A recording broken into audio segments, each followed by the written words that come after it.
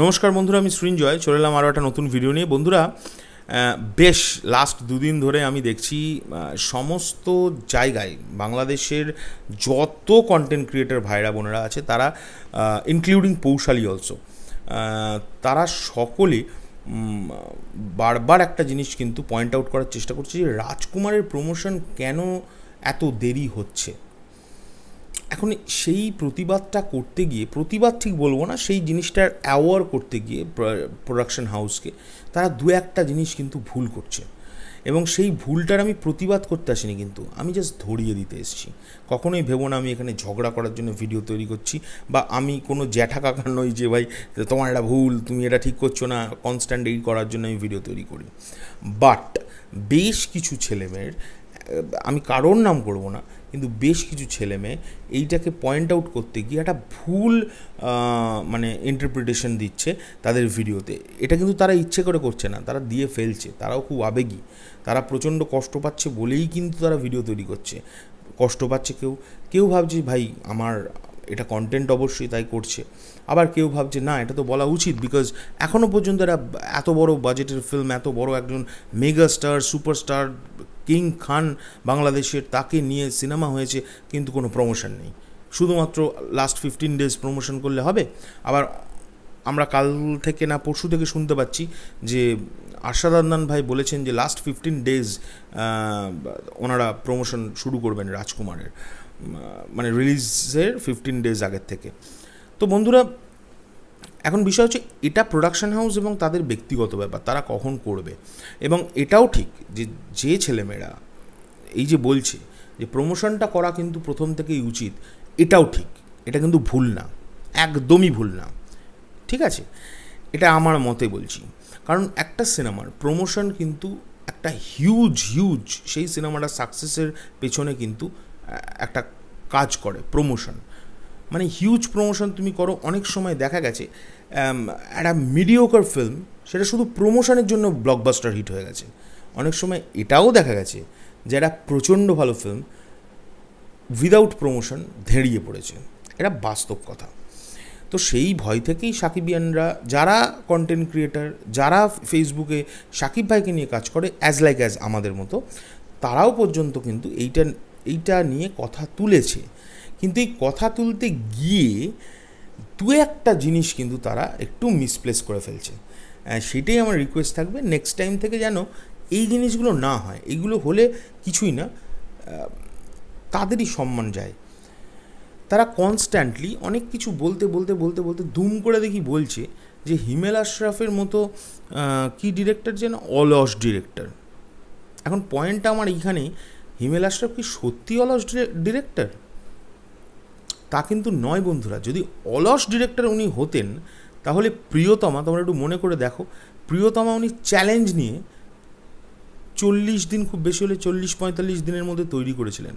তো একটা অলস ডিরেক্টর কিন্তু এত তাড়াতাড়ি কিন্তু কাজ করতে পারেন না। ওয়ার্ডটা হওয়া উচিত উনি অলস নয়, উনি প্রচার বিমুখ, উনি অলস ন, অলস এই কথাটা বলাটা উচিত না। লেজি, যদি লেজি হতেন তাহলে এত দিন ধরে রাজকুমার শ্যুট করলেন নানান জায়গায়, দেশে বিদেশে, ইন্ডিয়াতে, ইউএসএতে, বাংলাদেশের নানান জায়গায়, কি করে অলস হয়? উনি কিন্তু অলস নয়, এই ওয়ার্ডটা কিন্তু ভুল। এবং এই যে অনেকেই আমি দেখছি হিমেল আশরাফের সম্পর্কে এখন বলছেন যে ওনার এই অমুক কাজ ফ্লপ, তারপরে উনি প্রিয়তমা হিট করেছেন, তারপরে হঠাৎ অহংকার।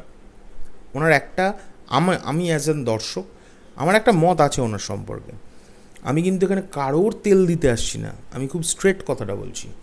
হ্যাঁ, একটা ডিরেক্টরের লাইফে ফ্লপ থাকে, হিট থাকে, মিডিওকার ফিল্ম থাকে। হিমেল আশরাফেরও আছে, তার প্রথম দিকের হয়তো সিনেমা ফ্লপ, প্রিয়তমা লেগে গেছে পুরো ব্লকবাস্টার ছক্কা, কারণ কে আছে দেখতে হবে সেই সিনেমাটা, এবং সেরকম অভিনয় তার আমাদের সাকিব ভাইয়া। কিন্তু এটার মানে এটা নয় উনি অলস, এই ওয়ার্ডটা কিন্তু খুব বাজে। একজন ডিরেক্টর, তিনি চেষ্টা করছেন একটা ভালো প্রোডাক্ট তোমাদের সকলের সামনে আনার, তাকে কনস্ট্যান্টলি, অবশ্যই তাকে আমি তো বলবোই যে ভাই প্রমোশনটা কেন হচ্ছে না, প্লিজ ডু দ্য প্রমোশন। কিন্তু প্রমোশন হচ্ছে না মানে তুমি একটা অলস ডিরেক্টর, এটা নয়, হি ইজ নট অলস, উনি প্রচার বিমুখ, উনি পাবলিসিটি খুব একটা পছন্দ করেন না, উনি নিজেও করেন না, উনি ওনার প্রোডাক্ট নিয়েও পাবলিসিটি করেন না। কিন্তু হ্যাঁ, যখন বলেন, এটা কিন্তু মানতে হবে, যখন প্রোডাক্ট নিয়ে কোনো কথা বলেন, আমি ফিল্মের সম্পর্কে বলছি, আমি এই করে দেবো, ওই করে দেবো, সেই করে দেবো, এইসব কথা কিন্তু বলেন উনি প্রচণ্ড কনফিডেন্ট ওনার কাজ নিয়ে, ড্যাম কনফিডেন্ট, এবং এতটাই উনি একটা অন্য সোয়াগে চলেন যে বলছেন যে আমার যদি রাজকুমার না ওয়ার্ক করে আর কাজই করবো না, কাজ না করাই উচিত আমার, এরম ধরনের লোক। কিন্তু তোমরা বুঝতে পারছো কী ধরনের লোক। তো সেই মানুষটাকে আমার মনে হয় না তোমরা এই যে বলছো না অলস, তারপরে হচ্ছে দু একজন তো দেখলাম চাপাবাজ, এই ওয়ার্ডগুলো এই মানুষটার সঙ্গে যায় না। এই মানুষটা অলস নয়, এই মানুষটা প্রচার বিমুখ। তো এই প্রচার বিমুখ মানুষ যিনি, এখন তো কিছু করার নেই, কিন্তু ওনাদের এখন রিকোয়েস্ট এটাই করতে হবে, রিকোয়েস্ট করতে হবে, ওনাদের ওপর চিৎকার চেঁচামেচি করে লাভ নেই। কারণ এটা মাথায় রাখতে হবে, ultimately end of the day Rajkumar কিন্তু উনিই ডিরেক্ট করেছেন এবং সেই সিনেমাটা কিন্তু উনিই আনছেন। তো যাই হোক, ডিরেক্টর রেসপেক্টে আমাদের এই জিনিসটা একটুখানি মাথায় রাখা উচিত, এটা আমার মনে হয় সমস্ত সাকিবিয়ান ভাই বোনদের কাছে। কিন্তু এটার মানে এটাও নয় যে আমি কিন্তু তাদেরকে মানে তাদের বিরুদ্ধে কোনো কথা বলছি। যারা এই বিষয়টা নিয়ে কথা তুলছে যে প্রমোশন হচ্ছে না, তারা একদম ঠিক কথা তুলছে, প্রমোশন কিন্তু সত্যি হচ্ছে না রাজকুমারের। এবং সত্যি কথা বলো না, দরদ আজ থেকে কতদিন পর রিলিজ করবে, তুফান এখনও সেটে ঠিকঠাকভাবে মানে শুরু হয়েছে কাজ, মানে সবে শুরু হচ্ছে। সেই সিনেমা নিয়ে যা হাইপ, রাজকুমার নিয়ে তো অতটা হাইপ নেই মার্কেটে, এবং এটা কিন্তু শুধুমাত্র প্রমোশনের দুর্বলতার কারণে। প্রমোশনালি এই টিমটাকে খুব স্ট্রং। হ্যাঁ, এখন এইটা কিন্তু অনেকের ধারণা শাকিব খান আছে আমার পকেটে, ভাই যখনই আসবে সাকিবিয়ানরা রেডি, এই ধারণাটা কিন্তু ভুল। অবশ্যই সাকিবিয়ানরা আছে, কিন্তু একজন সুপারস্টারের ফ্যান দিয়ে একটা সিনেমা প্রিয়তমা হয় না। সাধারণ মানুষ যদি না দেখতো সিনেমাটাকে বারবার, তাহলে সেই সাধারণ মানুষগুলো কিন্তু মানে আজকে প্রিয়তমা যে জায়গায়, সেই জায়গায় কিন্তু পৌঁছতো না। হ্যাঁ, হয়তো হিট হয়ে যেত, সুপার হিট হতো, সেটা ফ্যানরা করতে পারে, তাও শুধুমাত্র সাকিবিয়ানদের ভরসা। সাকিবিয়ানরা সত্যি ইচ্ছে করলে পারে কোনো সিনেমাকে সুপার হিট করে দিতে, কিন্তু blockbuster, milestone, as like as প্রিয়তমা সেটা কিন্তু পারবে না। তার কারণ সাধারণ মানুষ যদি কোনো জায়গার একটা সিনেমাকে না দেখে, কারণ সাধারণ মানুষ জানবে কী করে যে এরকম একটা সিনেমা আসছে, তাকে তো হ্যামার করতে হবে, নানানভাবে হ্যামার করতে হবে প্রমোশন করে। সো আমার একটা রিকোয়েস্ট থাকবে হিমেল আশরাফ ভাইয়ার কাছে, উনি তো আমার ভিডিও দেখবেন কিনা আমি জানি না, উনি কারোর ভিডিও দেখে কিনা আমার খুব সন্দেহ আছে, বাট ওনার কাছে খবর দেওয়ার জন্য যদি কেউ দেখে থাকে, যে প্লিজ আপনি প্রমোশনটা শুরু করুন। 15 দিনের আগে প্রমোশন করাটা, আমি জানি সিনেমা সুপারহিট হবে কারণ সাকিবিয়ানরা আছে, বাট প্রিয়তমা কি হবে? কারণ আপনি বলেছেন প্রিয়তমা চেয়েও নাকি অনেক ভালো হবে। সো আপনি অবশ্যই কনফিডেন্ট, আপনি দেখেছেন কাজটা, আপনি জানেন কি করতে হবে। এটাই আমার বলার ছিল। চলো এখনকার জন্য চললাম, পরবর্তী ভিডিও নিয়ে খুব শিগগির দেখা হবে। আমি যা বলার চেষ্টা করলাম সেটা হয়তো আমি বোঝাতে পারলাম, তাই আমি যদি কোনো ভুলচুক করে ফেলি, কোনো ভুলভাবে কোনো কথা বলে ফেলি, তাহলে আমাকে কিন্তু ক্ষমা করে দিও নিজ গুণে।